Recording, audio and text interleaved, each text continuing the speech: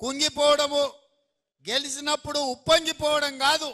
ఎప్పుడైనా నిబద్ధతతోని కార్యకర్తలు అండగా నిలబడితే తప్పకుండా విజయం సాధించవచ్చు అని చెప్పి నిరూపించడం ఇవాళ. అందుకే ఈ ప్రభుత్వం ఏర్పడ్డది.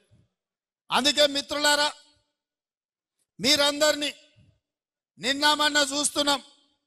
కొంతమంది మాటలు బీఆర్ఎస్ వాళ్ళు అంటున్నారు, అయ్యో ఇంత అన్యాయం ఉంటుందా, మేమేం ఇంటలేదు ఈ ప్రభుత్వం అని.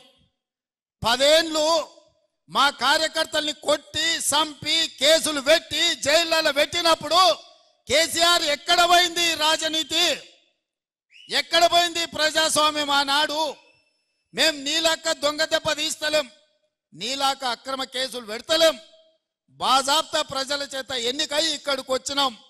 6 నెలలనే అంత అయిపోయినట్టు కేసీఆర్ ఏదేదో మాట్లాడుతుండు. ముందుంది ముసళ్ళ పండుగ అని చెప్పి నేను ఈ చెప్పదలుచుకున్నా. ఇవాళ ఆ ఎమ్మెల్యే పోయిండను, ఈ ఎమ్మెల్సీ మారిండను కేసీఆర్ సన్నాయి నొక్కులు నొక్కుతున్నాడు. మరి ఇన్నాళ్ళు ఎక్కడ పోయినావు నాయన? మా ఎమ్మెల్యేలను గుంజుకున్నప్పుడు మా కార్యకర్తలు కష్టపడి గెలిపించి అసెంబ్లీకి పంపిస్తే అక్కడి నుంచి అక్కడనే గద్దలాక దన్నకపోయినప్పుడు ఈ దుఃఖం కనిపించలేదా? ఇవాళ ఎందుకు వచ్చింది? ఎన్నికైనా నెల తిరగక ముందే ఈ ప్రభుత్వాన్ని పడగొడతాం, ఈ ప్రభుత్వం పడిపోద్ది అని చెప్పి బీజేపీ వాళ్ళు బీఆర్ఎస్ వాళ్ళు ఒక్కటై కుమ్ముక్కై మన ప్రభుత్వాన్ని పడగొట్టాలని చూసిరు. ఈ ప్రభుత్వం ఉండనే ఉండదు, 3 నెలలు కూడా ఉండనీయమని చెప్పి బీజేపీ వాళ్ళు బీఆర్ఎస్ వాళ్ళు మాట్లాడలేదా? ఇవాళ అక్కడి నుంచి ఈ భూమి మీద బీఆర్ఎస్ఏ ఉండదు, పాతాళానికి పోయిందనే పరిస్థితి వచ్చింది.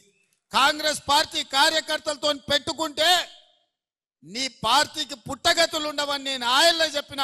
మా కార్యకర్తలు ఉసురు తలిగింది కేసీఆర్ నీకు, వాళ్ళ ఉసురు తలిగి దుమ్ము కొట్టుకపోతావు. నీకు ఇంకా రాజకీయంగా మనుగడ లేదు. ఇప్పటికైనా నువ్వు అర్థం చేసుకొని ఈ తెలంగాణ రాష్ట్రాన్ని సోనియా గాంధీ గారు ఇచ్చిండ్రు, ఈ తెలంగాణ రాష్ట్రాన్ని అభివృద్ధి పదం వైపు నడిపించాలని మేమందరం కష్టపడుతున్నాం. ఇప్పటికైనా తెలంగాణ సమాజానికి క్షమాపణ చెప్పి అభివృద్ధి కోసం కష్టపడుతున్న కాంగ్రెస్ కు అడ్డుపడకుండా చేతనైతే సహకరించు, చేత కాకపోతే ఆ ఫామ్ హౌస్లో పడుకొని ఏడువు తప్ప ఇంకా కాళ్ళలో కట్టెబెట్టాలని తండ్రి కొడుకులు మామ అల్లుళ్ళు చూస్తున్నారు. పాతకాలం లాగా లేరు మా కార్యకర్తలు. ఎవడైనా ఈ ప్రభుత్వానికి కాళ్ళలో కట్టెబెట్టాలని చూస్తే ఈపులు విమానమూతం అవుతాయని చెప్పి నేను ఈ సందర్భంగా చెప్పదలుచుకున్నా. తన దాకా వస్తే గాని తెలియదు అన్నట్టుగా ఇవాళ కేసీఆర్ దాకా వస్తే గాని కేసీఆర్కు తెలుస్తలేదు.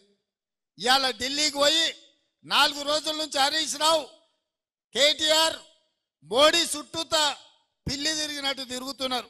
ఏదో ఒకటి చెయ్యి మమ్మల్ని ఎట్లన్నా కాపాడు అని. కాంగ్రెస్ పార్టీ కార్యకర్తల్ని సతాయించినోడు ఎవడైనా లెక్క చెప్పాల్సిందే. ఇవాళ వంతు కేసీఆర్కు వచ్చింది అని చెప్పి నేను సందర్భంగా తెలియజేస్తున్నా.